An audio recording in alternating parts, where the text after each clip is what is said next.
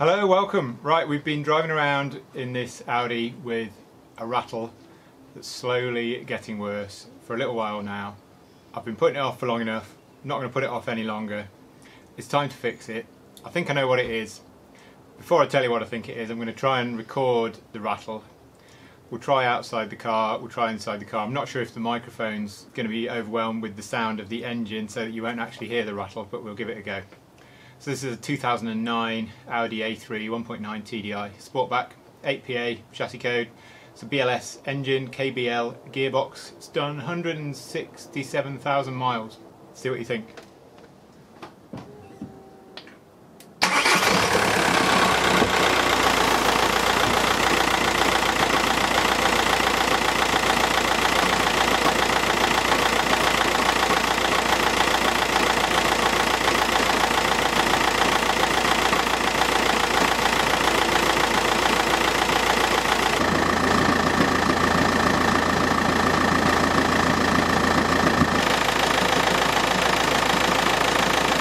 So it occurred to me that you might be able to hear it a little better inside the car. Certainly when you're driving the car it sounds pretty horrible. With the damping that the car offers to the engine noise, maybe you can hear it a bit better. See what you think.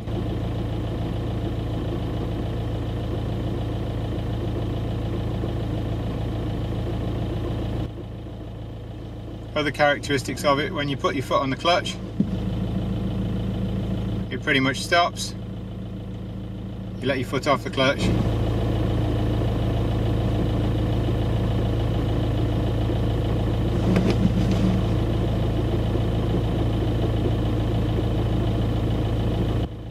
I can hear that pretty loud. I hope you can, but we'll find out when we're both watching the finished video. So just to summarise, in case you couldn't hear it that well, it's a hideous rattling noise. You notice it most when you're sitting with the engine ticking over, in neutral, foot off the clutch, at traffic lights, stuff like that. It gets worse as the car warms up. I've not warmed up the car today to video it because I don't want to be working around a hot engine, because I'm just more likely to burn myself or something. But it gets worse when the engine's hot, but it's there all the time. No issues with drivability that I can tell, but I'm pretty sure, you probably are too, I'm pretty sure the dual mass flywheel is knackered, and so it needs changing. If you're going that far, it's done 167,000 miles, as I said, so it's going to have a new clutch as well. So I'm going to jack the car up, get the front wheels off, probably take both of them off, and get started.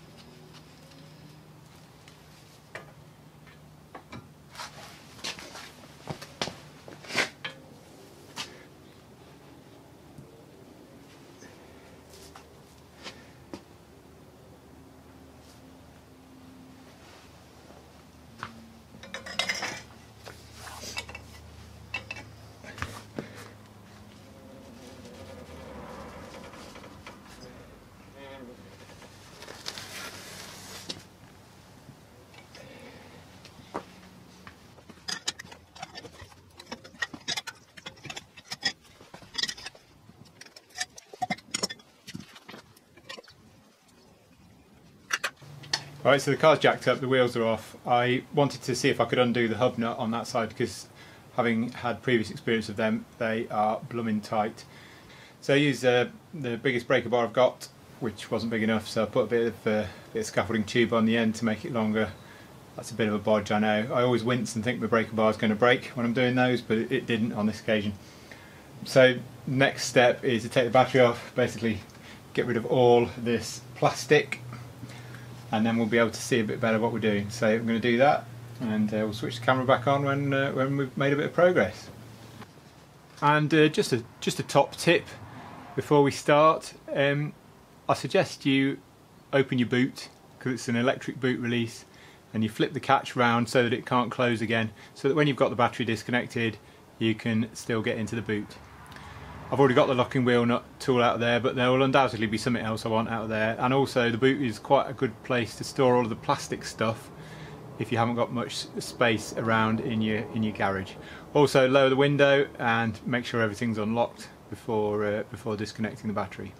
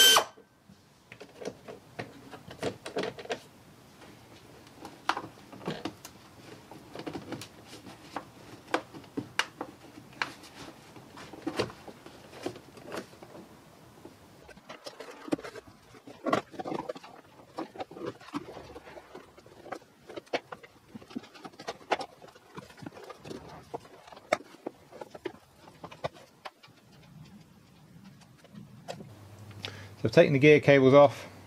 This one was really easy, just to clip on the top. This one, I'm sure you can compress this and slide that off, but I was a bit worried I was going to damage it. Not immediately clear that you can take the arm off there either, so I decided to slide it out of the adjuster that way. A bit annoying because you've got to get the adjustment right when you put it back, but you can see there's a clean bit and then it's rusty again, so I'm hoping from that I'll be able to work out. I took a picture of it as well, so hoping to be able to work out where it all went. Now I'm taking the cable bracket off.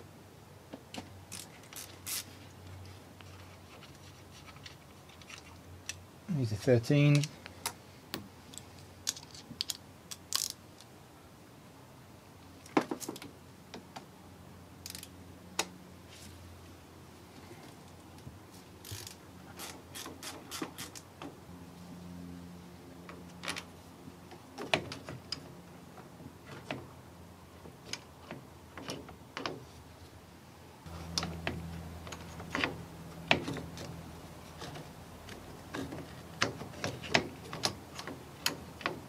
It looks like the easiest way to get that out would be to loosen the slave cylinder. So I might do that next. So in the interest of making mistakes so you don't have to, this shifter piece needs to come off here. There's a little clip that goes in the top there and I have just managed to break it, so well done me. I thought it was just going to slide off, didn't realise there was a central pin in there and how deep that was into the bracket, so it wouldn't come off. So don't break your clip like I did. Go easy on it. It was quite brittle. I'm hoping I'm going to be able to buy a new one quite easily, but we will see. Once you've done that, that piece slides out of there like that. And that was actually probably the way to get this whole shifter off, this whole shifter cable off, rather than moving it at the adjuster plate like that. Just slide the whole thing out and do it that way, but hey, you live and learn. That clip goes on there like that.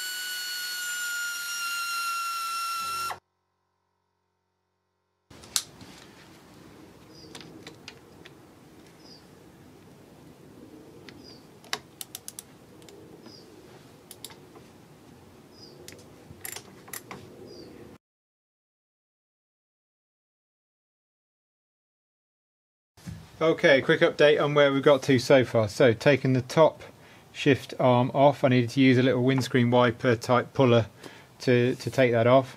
Got the bracket with the cables mounted to it out of the way. That's tied up there. Also tied up with the same piece of string as the slave cylinder, which I've managed to move carefully upwards and not break any of the connectors, so hopefully won't need to bleed it. I actually thought before I started this is the first time I've done it on this car, that slave cylinder was inside. Really happy to see that it's outside, like, you know, Toyotas and stuff that I'm more used to, so that's made it a whole lot easier. Earlier in the video I showed having to break the screw adjuster, or take the screw adjuster out of here, because this wouldn't come off here, but actually none of this needed to come off at all because it just slides out of the shifter arm. So if you're doing this job, you don't need to do what I did. Also, as I said earlier, try not to break that clip. So next stage I think is to take the arch liner out, take the starter motor off, take the drive shaft off. Okay, starter motor's out. Under tray's off. I've now got this fancy arrangement using two extensions because I haven't got one on its own that's long enough. I'll wedge the brake disc with a screwdriver while I'm doing this.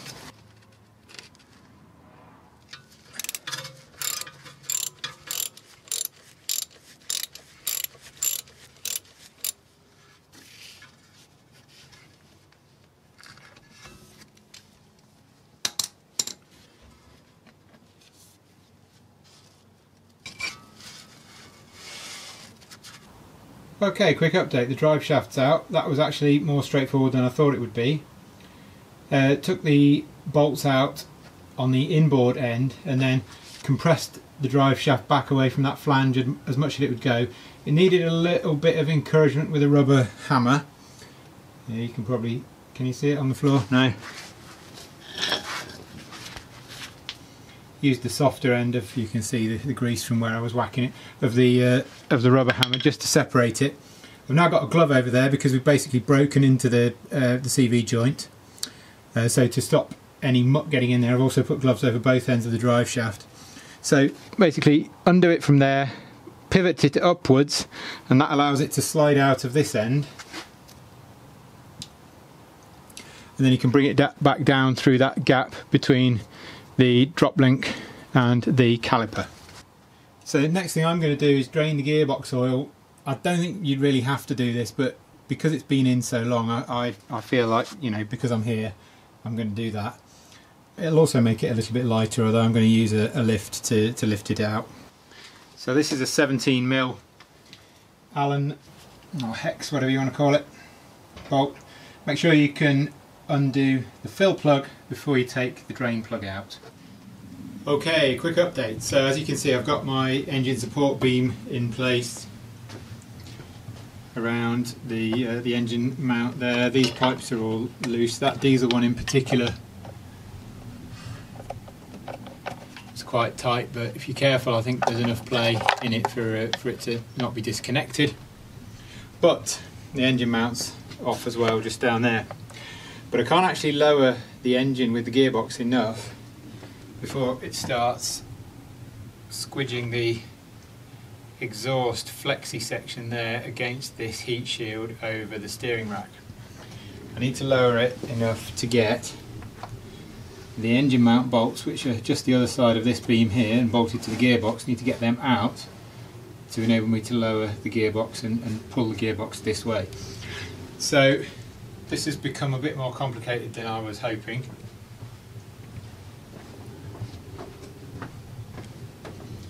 Remove the intake pipe work round here because I think what needs to happen is that I need to undo the exhaust. I don't know yet whether I will have to take the exhaust out completely with the DPF and everything, or whether I'll be able to loosen it to the extent that the exhaust can stay put and the engine can move. If you're watching this and you've done this job 100 times, you're probably screaming now either yes you'll be fine, or no you can't, or there's another way completely, but hey, it's the first time I've done this. So I could get to the exhaust clamp that clamps it to the turbo from underneath, but what I couldn't see from underneath was how all this pipe work with the DPF pressure sensors and everything was doing. So as you can probably tell, I've taken the exhaust gas recirculation valve out. There it is, nice and clagged up, so we've got a bit of a cleaning job on as well. Taking the throttle valve out as well, took that off first. That's given us a lot more visibility in terms of being able to see what's going on. It also might mean that we can just allow the exhaust to stay put, essentially separate it from the turbo while lowering the engine. So that's what I'm going to try and see how I get on. Okay, sorry I can't video absolutely all of this, but it's a bit of a faff, to be honest, so just videoing bits. So we've got the DPF loose from the turbo, and it is hanging basically by this strap off the bonnet mount.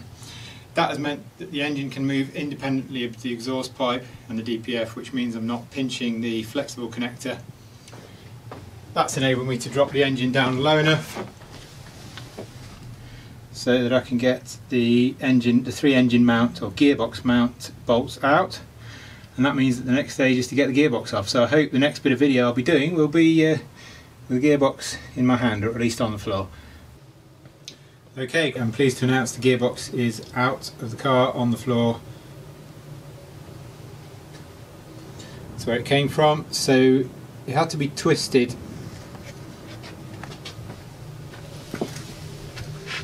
So it had to be twisted quite a long way that way to allow the back of the gearbox to clear the subframe. So the next thing is to get the clutch off, see if we can get the flywheel off without cutting it, and if not, then we'll have to cut it to take it off. And then time to fit a new one. The jack that I'm using is actually a motorbike jack, but it was pretty useful for lowering the gearbox down, and I've just got it there now as a sort of a double security, because the engine's only hanging by the engine bar and by one engine mount, so I've just got it there, just a, I don't know, belt and braces type approach, I suppose. Well, the flywheel's out. It hadn't twisted or slipped so much that it needed to be cut. What I mean by that, in case you're not clear, is this bit moves, blocking off access to the bolt holes underneath, in which case you have to take this bit off so that you can get to the bolts, but this hasn't happened in this case. So the bolts are 12mm, 12 point triple square, whatever you want to call them, spline drive. You get new ones of these in the kit, and they've got their own thread lock on there as well. So looking at the rest of the clutch, definitely due for changing. I was a bit worried when I saw this gap. I've not worked with one of this type before. I thought one of the fingers had gone. It's actually made like that. I've looked at some pictures online just out of curiosity, and they're made like that. This is a Sachs clutch.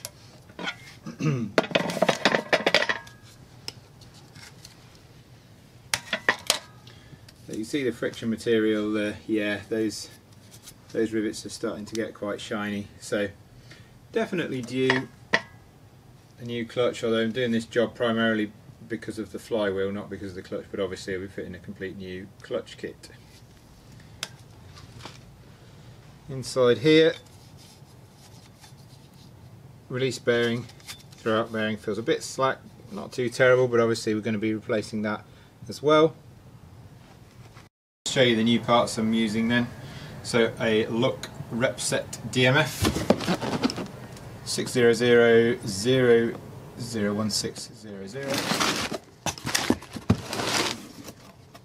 The car has a Sachs clutch and flywheel on, but if you're replacing the whole thing, it doesn't matter which one you're using. It's just that if you're only doing the clutch and not the flywheel, then you need to match the brands. We can debate for a long time about whether Look or Sachs are better. From what I read, this was a better brand, obviously, which is why I bought it, but each to their own. So, new bearing with sleeve.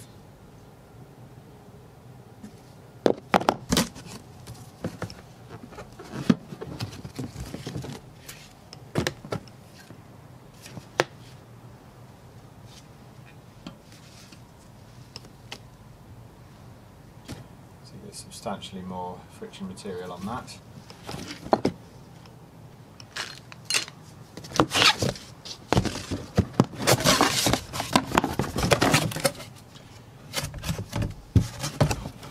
shiny new dual mass flywheel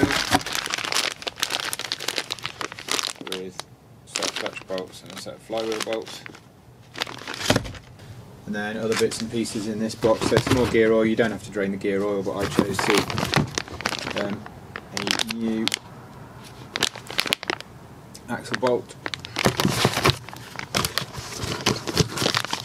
seals for the EGR that are removed. I'm not sure if we need all of those.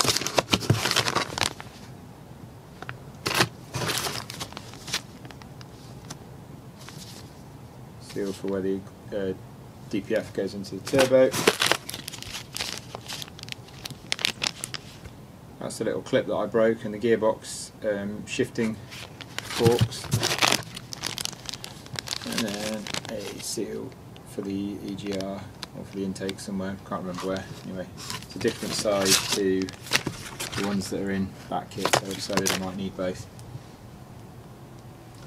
And then finally, this car's quite old, the under tray bolts, particularly the captive nuts there, are rusted, broken, so I'm going to treat it to some new fixings, because nothing worse than a flappy under tray.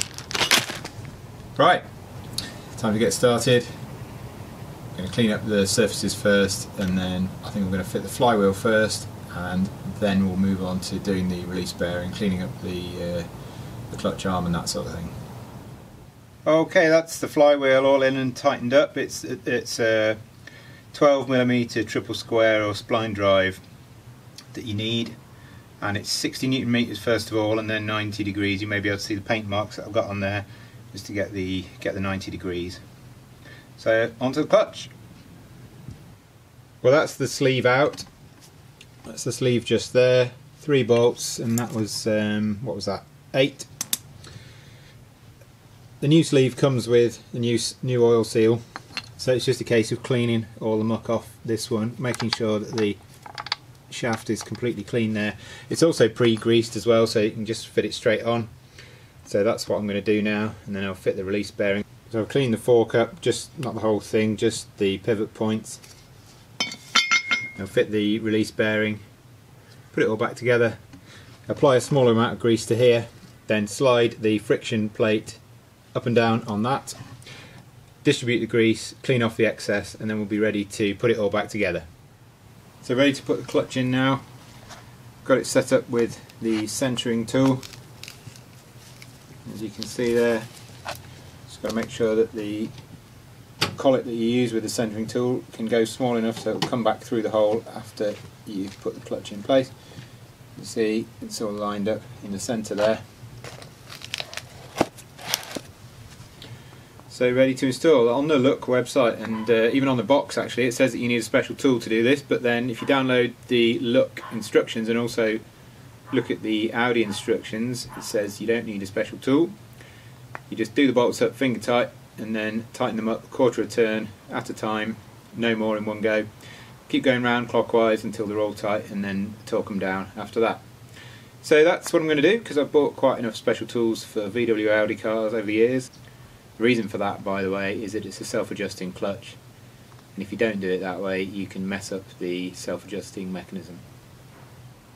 Okay, clutch is all bolted in, and now it's time to put the gearbox back.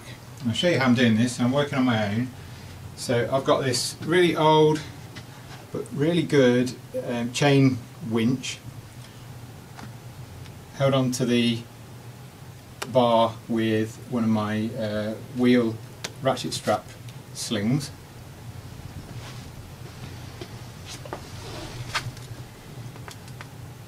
And the gearbox is hanging off a shackle mounted, as you can see just there, and I'm hoping that's going to give me enough tilt to be able to get it in. I won't say easily, but fairly straightforward. So the gearbox is just hanging there at the moment, and going to lift it up, try not to drop it on anything, and get it in place. Okay, good news, the gearbox is in, as you can see.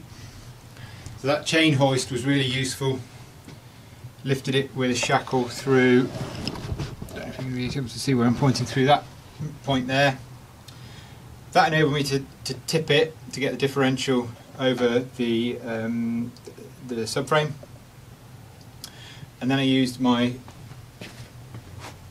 transmission jack, motorbike jack, whatever you want to call it, to jack the gearbox up at this side, which then enabled it to tilt, get it into position. I've got the bolts in now, so now I'm just putting this gearbox mount, engine mount back on, torquing those up, and then I'm going to be able to bolt it back up to there and take the engine bar off, start to get everything back together. Right, I'm back, some good progress made here. You can see the engine support bar is gone, which obviously tells you that we've got the gearbox back up, bolted on, engine's back level again. What I'm doing now is putting the driver's side drive shaft back on, which is a bit of a pig because there's a little gasket that you've got to get lined up and get the bolts in, and everything's greasy, and yeah, not great. There's no way I'm touching my camera while I've got that much grease on my gloves, so you'll just have to take my word for it. A bit fiddly. You've also got to make sure that you get the drive shaft in the right place when you're raising the engine up, because when I was raising it up, first of all, it was pinched against the flange. So as you're lifting it, you've got to kind of prop the drive shaft up so that it ends up going above or at least next to the flange rather than wedging against it. It was actually stopping the engine moving. So, going to get that drive shaft on, then I'll probably put, not sure whether I'll do I might put the slave cylinder on next actually and just feel the clutch action just to check it feels okay before I then go and put everything else back, only to find out that maybe there's a problem. So I'll probably do that next. Then it's going to be the exhaust, EGR valve, intake pipe work, and then the battery box and everything that goes here. Right, the drive shaft's in on this side. Now I'm putting the EGR valve back, the exhaust back on. So next thing is the EGR valve. Got some new gaskets for that. I've connected up the slave cylinder. No, the light, it's not showing it particularly well. I've connected up the slave cylinder. The clutch action feels really good. It feels so much lighter than it did before, which is really good. So next thing is the EGR valve, and of course when we're putting the EGR valve back in, the first thing we need to do is clean it. So this was, as you'd expect, on a car with 167,000 miles, completely clagged up. It's not spotless, but it's loads better than it was. And I've just been looking down. I'm not sure I'm going to be able to get my camera in. Anyway, to the actual valve itself, to check that it's seating properly, which it is. I've taken this cover off because I managed to get a bit of solvent inside here, so I wanted to just blow it all out. So this is more than a cover, this is actually the position sensor. Got a bit of solvent in there, wanted to clean it all out. So I'm going to put that back on now. I've got a new gasket for the other side of it, and also one for the mounting onto the exhaust manifold. So we'll get that done and then keep going. Okay, we're getting there. The EGR valve is on, and to me that's an absolute pig to put on, especially the bolt that's just down there. Most of the tools I had were either too long or too short. Got there in the end, but that was really tricky. If anyone's got any good tips on how to get that bolt in and get it tight, I would love to know, because it took me ages. Got all the intake pipe work on this side. These clips are brittle and they broke. I had a brief look because I knew they'd broken some time ago, so I had a brief look to try and buy some more. Couldn't actually find them, so what I've ended up doing is the top one's still in place, so I've used some old fuel hose as vibration damping with some cable ties around them. Starter motor's back in now, and all the shift mechanism. Got a new clip, that's the one I broke, so a new clip to hold that in place. I put this back using basically where the thread was rusty and where it stopped being rusty. The bit where it stopped being rusty is obviously the bit that's inside here. And obviously you don't know till you drive it, but just sitting in the car and shifting through the gears feels pretty good actually. Engine mount's back on, you can just see the grease down there. So the next thing is to put the drive shaft on, then put all the battery box and the intake pipe work back on. I've got that one on there, and then we're about done. Okay, we're pretty much done. Just got to put the battery back in, obviously. Down here we've got the drive shaft back in, got the wheel arch liner in, got the under tray on. The hub bolt, if you've never done one of these before, these need to be, well, let's just say very, very tight. So it's 200 Newton meters torque. and then another 180-degree turn after that. You do that, you're supposed to get it as tight as you can before you put the weight on it, and then do the final torquing with the weight of the car on the wheel. So I'm going to do that up a little bit more, and then I'm going to torque it properly when it's on the ground. I don't have anyone else with me to stand on the brake pedal as the manual says while I torque it up, so got to do something a bit different to that, but we'll get there, we'll be alright.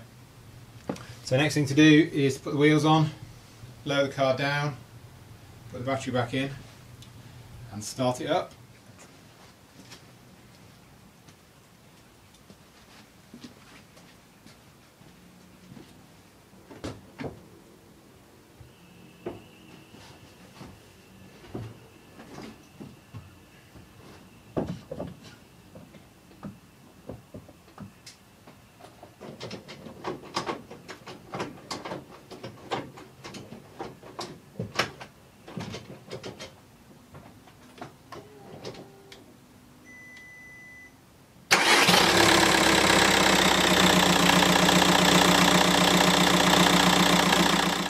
Okay, we're done, and I'm pleased to say it started up fine. Engine feels great, it's not rattling like it did before.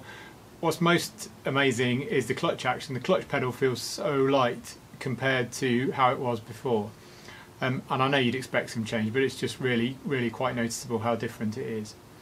I'm going to start it up again now, let it warm up, just check I haven't caused any leaks or anything in the course of doing this with the engine hanging down below where it should have been for a little while.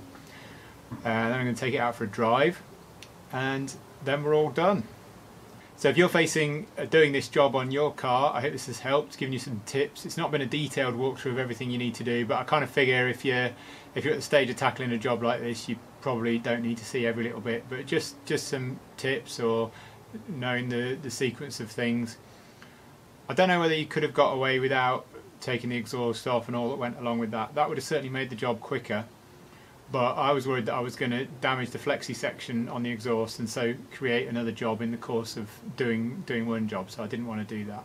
Hope it helped. Thanks for watching. See you next time.